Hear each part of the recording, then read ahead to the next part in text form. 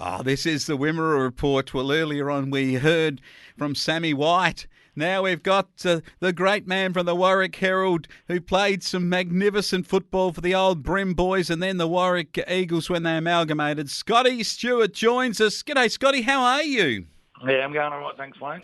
Now, normally you're very, very measured, Scotty, but can you explain just the elation at the end of the match when your boys got up by 2 points over the new enemy, the Southern Mallee, for your first win of the season, the first time you've ever beaten the Southern Mallee. Now, come on, Scotty, were you out of your chair screaming and punching the air?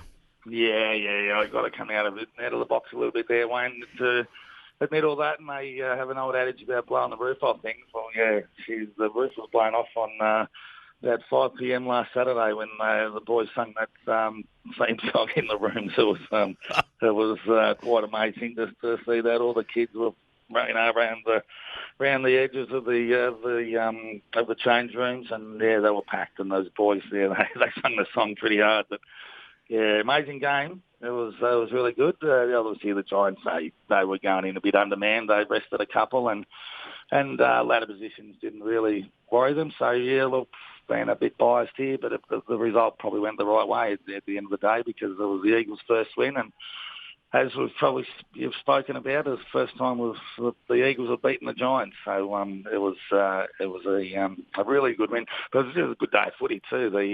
We'll talk about it shortly, but the Rezzies had a close win, and then the Seniors had a close win. So everyone that was there at the game, they got their money's worth, and saw some good country footy with a couple of close games. And yeah, it was just great. We did it on our home deck. That's our last home game for the year. Oh, fantastic! The other factor that comes into this too is that when you consider how long it's been, and the fact that when you have got a group of players, a lot of young guns that you've had in your team, and you're bringing them through, that win will no doubt give them a great bit of encouragement as they go into next year.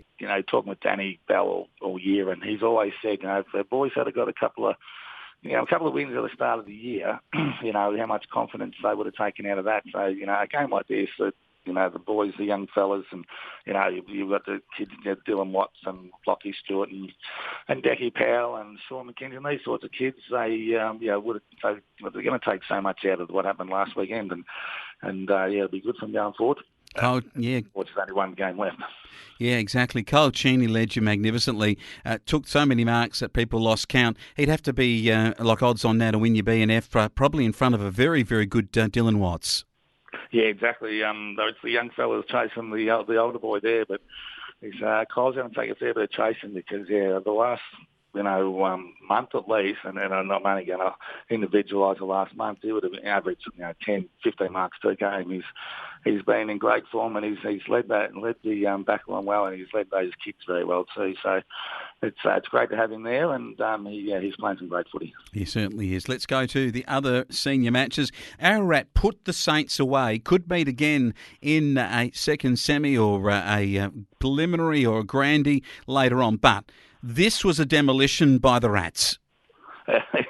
It was a demolition, wasn't it? And this is a really interesting one because you're sort of thinking, is anyone playing ducks and drakes around this time of year, second last round of the season? And, you got 1 and 2 who know they're going to probably meet each other in the final somewhere along the line.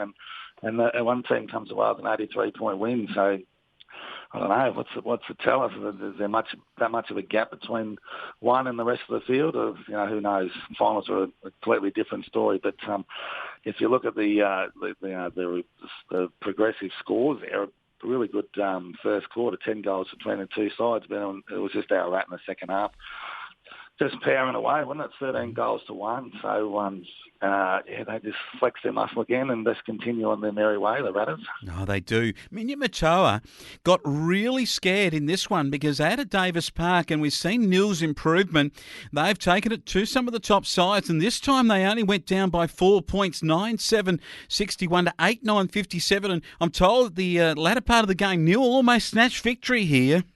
Yeah, well, you look at the three-quarter time and he's 22 points up, the Nil boys, and, probably looking the goods to get over the line there. Unfortunately, just couldn't quite nut it at the end there. But, as you say, they would have been right up there. But that just keeps showing the improvement of what the young local talented Mill have been doing, and to push the top five, a finalist, I should say, to within 4 points and be up by nearly 4 goals at three-quarter time just shows they're right in every contest, and which they have shown this year. They haven't been blown away, and they're right in each contest each week. So anyway, the Burrows they shored up their fourth spot again. It didn't really matter ladder positions. They're going to finish fourth or fifth, and they're going to play an elimination final. So they'll be pretty happy to get that win. The Driscoll boys in great form. 4 goals to Tom, and Fraser dominated. The Darlenberger boys were also amongst it. Young Drew Snyder back from the Rebels as having a real impact. The other match was the Store Warriors, only just over the Horsham D's, 8-13, 61 to 6-11, 48. I'll tell you what, the Warriors are going to rue some early season losses. Yeah, they definitely are, aren't they? Because they're going to they could well finish on the same amount of points as fifth place Dimboola, but yeah, it's like 25% difference in there. So a couple of points either way at the start of the season, exactly right, going their way. They'd probably find themselves in the finals. But, they needed to win this game by a lot more than what they did there, but that was never going to happen. You can see there the scoreboard, they're a goal down at three-quarter time, and they probably did well to get up and win that game by the 13 points. But, they will probably miss out, but they've had a pretty good season. Yeah, they have. Dimboola play Ararat at Dimmy. They need to start getting some form, even if Ararat take them to the cleaners like they did last week against the Saints. I'll pick Ararat by plenty. Yeah, no, you're exactly right there. The Dimmy boys do need to show something after sitting out a bye last weekend, but coming off 4 in a row with 4 losses in a row. So they do need to show something for their elimination final the following week. But definitely the Ratters will be heavily favoured to win this one, even though they are travelling up to Dimboola. But they're just in such good form that you couldn't go against them. Yeah, absolutely. The Saints, these 3 games now to come are real beauties. Saints, after last week's drubbing, they get Nil, who've been in good form, and down to Coghlan Park come those Tigers. Could they just worry the Saints here?